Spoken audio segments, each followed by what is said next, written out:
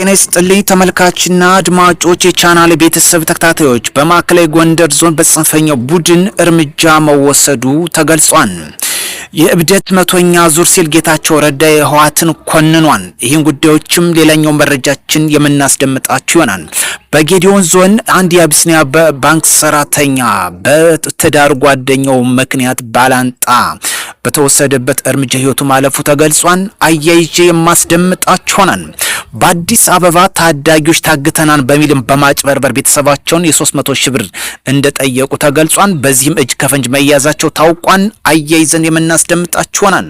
አብራችሁኝ ትቆዩ ዘንድ በአክብሮት እየጠየቅን በቀጥታ ወደ ጉዳያችን ስናልፍ በማዕከላዊ ጎንደር ዞን በለሳ እስከ ሚካኤል ደብረ ቀጠና የሚንቀሳቀሰው የጽንፈኛ ቡድን እርምጃ ተወስዷል። በተለይ ጌታ ሰው ካሳ ራሱን የበለሳ ክፍለ ጦር ብሎ ሰየሙ ሲንቀሳቀስ የነበር እስከነሙሉ ስናይፐሩ ሲሸኝ ስናይፐሩም ገቢ መደረጉ ታውቋል። እንዲሁም ሲሳይ መንገሻ የተባለም እንዲሁም አንድ ስናይፐር ገቢ ማድረግ ሲቻል እሱም ከጓዱ ጋር እስከ ወዲያኛው ተሰናብቷል።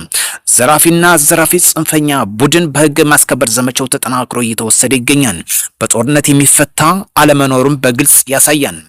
አቶ ጌታቸው ረዳ የእብደት መቶኛ ዙር ሲል ህወሓትን ኮንኗል። ጌታቸው ረዳ ደብረጽዮን ቡድን ትግራይ ዳግም ወደ እሳት እየገፋ ነው ሲል አስጠንቅቋል። የጠቅላይ ሚኒስትሩ የምስራቅ አፍሪካ አማካሪ አቶ ጌታቸው ረዳ በዶክተር ደብረጽዮን ገብረ ሚካኤል የሚመራው የህወሓትን ቡድን የህዝቡን ስቃይ ቸል በማለት ስልጣኑን ለማራዘም ትግራይ ወደ አደገኛ አዘቅት እየመራ መሆኑን በጽኑ ተችቷል። አቶ ጌታቸው ቡድኑ የእብደት ስብስብ ሲሉ የገለጹበት ወቅታዊ ሁኔታውን የዳሰሱበት መልእክትም አስተላልፈዋል።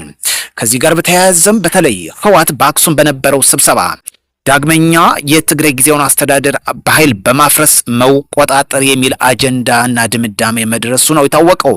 ከዚህ ጋር በተያያዘ አቶ ጌታቸው ረዳም መቶኛ ዙር እሳት ሲል ገልጾታል። ህወሓት ዛሬም ለስልጣኑ የማይተኛ መሆኑን በግልጽ ያሳየበት ጉዳይ ነው። ለዚህ ደግሞ እንደገና በአክሱም በስብሰባ በነበራቸው በሙሉ ድምፅ አጽድቆ እንግዲህ ጊዜያዊ አስተዳደር አቶ ጀነራል ታደሰ ወረደን በኃይል ማስወገድ የሚል ነው። ጀነራል ታደሰ ወረደም እዚህ ጋር በተያያዘ ስልጣኑን እንደማይለቅ በጽኑ አሳስቧል ማለት ነው።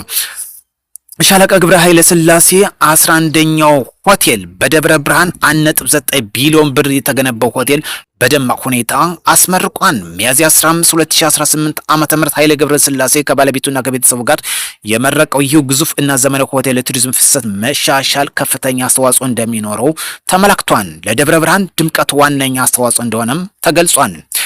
ሻለቃ ኃይለ ገብረ ሥላሴ 11ኛው ሆቴል ተደርጎ በዛሉ ተወስዷል። በደብረ ብርሃን የገነባው እጅግ ዘመኑን የሚመጥን ሆቴል ነው ለደብረ ብርሃን።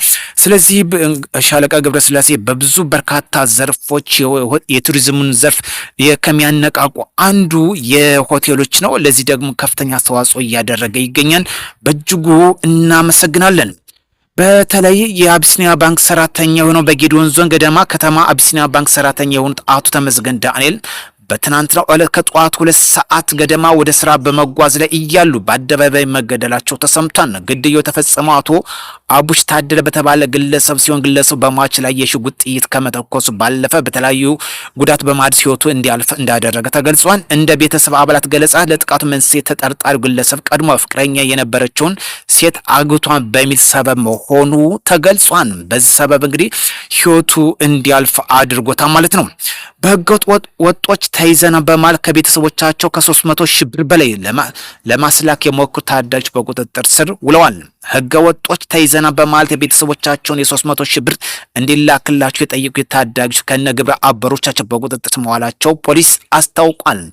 ተጠርጣሪዎቹ የወንጀል ድርጊት የፈጸሙት በለሚ ኩራ ክፍለ ከተማ ወረዳ 2 ተብሎ በሚታወቀው ቀጠና መሆኑ የታወቀው በዚህም የ15 እና የ16 ዓመት ዕድሜ ክልል ያላቸው ገና ታዳጊዎች ከቤተሰቦቻቸው የ300 ሺህ ብር በመጠየቅ ላይ ያሉ ፖሊስ ተከታትሎ ሙሉ በሙሉ እስከነ ልጆች በቁጥጥር ስር ማድረጉ ታውቋል ማለት ነው።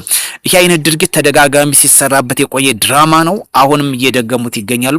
በተለይ በጎንደር ላይ ወረዳ ክፍለ ከተማ 18 ተብሎ በሚታወቅ ቀጠና መዝበ በፊት የተያዙ ይታወሳል። በተለይ ፍቅረኛዋ እንግዲህ ለማስደሰት ስትል የ250 ሺህ ብር በመጠየቅ ታግቻለሁ ስትል እንግዲህ ፖሊስ ባደረገው ክትትል መያዙ ይታወሳል። ዛሬም ይህን ድርጊት እንግዲህ በአዲስ አበባ ታዳጊዎች መሰል ድርጊት እየፈጸሙ ይገኛሉ። ወንጀልና ወንጀል እንግዲህ ቤተሰብን ለመዝረፍ የሚደረገው እንቅስቃሴ አይጠቅምም። በተለይ ታዳጊ ወጣቶች በበርካታ አቅጣጫ ይህን ገንዘብ ይጠቀማሉ። እንደሚመረጀው ምንጭ ከሆነ በሱስ እንግዲህ ቤተሰብ የማያውቀው አዲክቲቭ ከሆኑ ይሄን አይነት ድርጊት ገንዘብ እጥረት ስለሚከሰት ከቤተሰቦቻቸው የማጭበርበር ስራ ይሰራል። አሁንም እዚህ ጋር ሊያያዝ ስለሚችል ማስጠንቀቅ ያስፈልጋል። ሰላም ለሀገራችን ያድርስ፣ ጽንፈኝነትና ጦረኝነት ይውደም። ሻለቃ ኃይለ ገብረስላሴ በእጅጉ እናመሰግናለን። ሰላም ይስፈን፣ ጦርነት አይጠቅም፣ ጽንፈኛው አሁን እየተራገፈ ይገኛል። በማዕከላዊ ጎንደር በልሳለም የተወሰደው እርምጃ አንዱ ማሳያ መንገድ ነው። ሰላም በብዙ አቅጣጫ ይጠቅመናል። ጦርነት አይጠቅምም፣ አይበጅም። በሸኔልም የማያዳግም እርምጃ ተወስዷል። በወለጋ ዞን ተብሎ በሚታወቀው ህወሓት አሁን ሌላኛው መረጃችን በትኩረት ከምንመለከትበት ህወሓት በሙሉ ድምፅ በአክሱም ላይ ያጸደቀ ዋነኛ ምክንያት ጀነራል ታደሰ ወረደ በማግባብ ስልጣኑን እንዲለቅ፣ ይሄ የማያደርግ ከሆነ ግን በኃይል ስልጣኑን መቆጣጠር የሚል ድምዳሜ የደረሰው ጀነራል ታደሰ ወረደም ይሄ ጉዳይ እንዳታስቡ ሲል ማስጠንቀቂያ ሰጥቷል። ህወሓቶች ሊቀመንበር ደብረጽዮን ዋነኛ ዓላማ ያደረገው ጀነራል ታደሰ ወረደ በማግባባት ስልጣኑን በራሱ ፈቃድ እንዲለቅ በማድረግ ራሳቸውን መቆጣጠር ነው የፈለጉት።